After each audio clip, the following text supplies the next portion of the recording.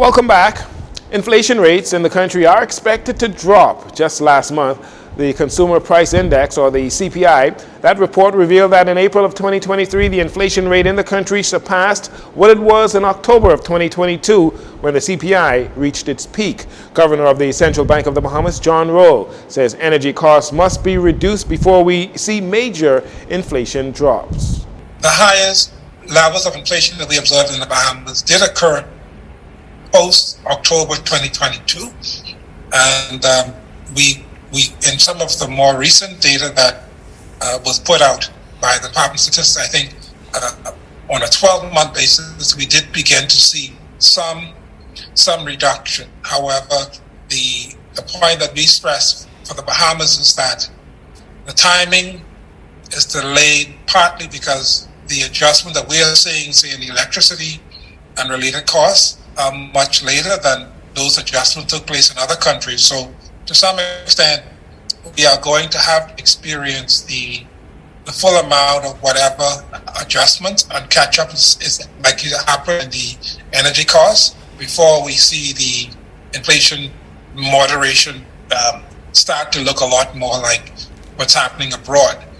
But it should be stated, nevertheless, that the peak rates of inflation that we've seen in the Bahamas so far did not reach the rates that were attained in the United States.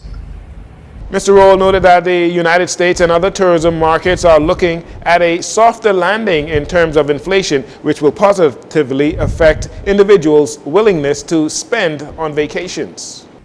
The point that is still important, which we've stressed, though, is that there are costs in tourism related to the cost of transportation and the cost of electricity when they come in country. And so we have to be mindful of how those would continue to impact the competitiveness of the product, even if individuals are not directly impacted to the same extent in their incomes. Despite that, the Bahamas is still on track for a full economic recovery in tourism, with visitors' numbers expected to exceed pre-pandemic levels. We appear to be 40%. We've sort of level off 40% above where we were in 2019. So collectively, those suggest that earnings in tourism are more than recovered from pre-pandemic. But looking at the volume numbers, what we're seeing is that volumes seem to have recovered and leveled off in comparison to where they were pre-pandemic. So a lot of the growth that we are seeing in the numbers between January to June compared to last year is still reflecting the fact that there was a large deficit that remained in the 2022 numbers. Mr. Roll believes the only thing left to do is to see how we can increase accommodation capacity to accommodate more visitors and increase the average spend per visitor to the Bahamas. There is not enough being invested into road infrastructure. This coming from Senior Civil Engineer Francis Clark, who says the Ministry of Works and Utilities monitors and repairs over 800 miles of roads in New Providence alone, along with private subdivisions. Infrastructure improvement is very expensive. One of the things what we learned during the Jose Cartoloni project is that once we start to excavate, we don't only take in consideration what's on top of the surface, like the asphalt, the sidewalks, street lamps, but what's below the surface. We have to ensure that the water lines, water and sewer lines, BTC lines, the telecommunication lines are all in ducts. So should there be any need to repair, they wouldn't have to excavate, they could just pull those out of the ducts. So yes, road construction is expensive. Included with the pothole filling project currently ongoing, Mr. Clark says all roads need to be repaired and some revolutionized. On the horizon right now is Gladstone Road, that's going to be dualized. And we also have the Milo Butler Highway extension, which is going to be extended from Carmichael Road all the way to Cowpen Road. And we're also looking at doing some roadway improvement in the downtown areas.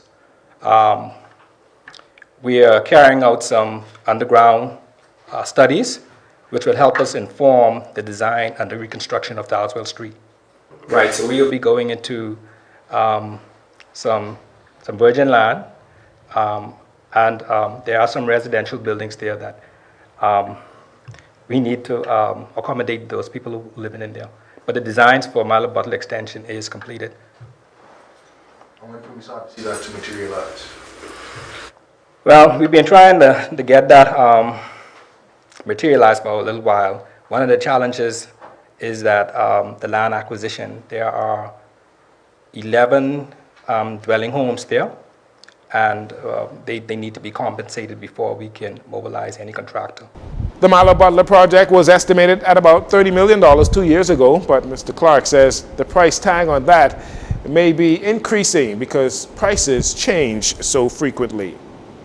In an update on the downtown revitalization project, Senator Randy Rowe, who also serves as the head of the demolition task force for downtown Nassau, gave a progress report on the project that plans to be all-encompassing, breathing new life into the city of Nassau from both its look and its feel. I am excited to announce that we are going to resume demolitions on derelict buildings extremely shortly.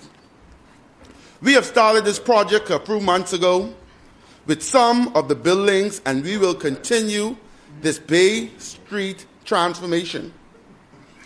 This is just the first step. We are working with the owners of our downtown businesses to get this done. They have been very helpful and accommodating, and they see the value and importance of this growth and development for the entire country at large. Mr. Vice President, we have drafted an action plan, and we are working with AMMC to ensure that we are doing this the right way.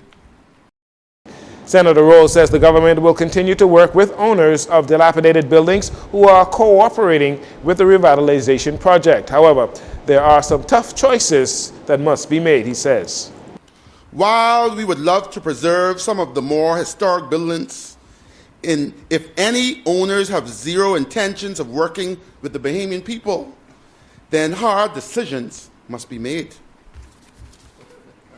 We want Bahamians to see, touch, and feel the value of the work being done. The time is now to stop letting the world pass us by for the sake of preservation. Tourism numbers are only growing, with guests begging for more authenticity. Other city centers around the world are having their own jollification. Every major country has a city center that rivals our own. Only thing constant is change. Therefore, we have to keep evolving. That'll do it for your JCN Evening News. Once again, I'm Jcn Saunders. Thanks so much for joining us.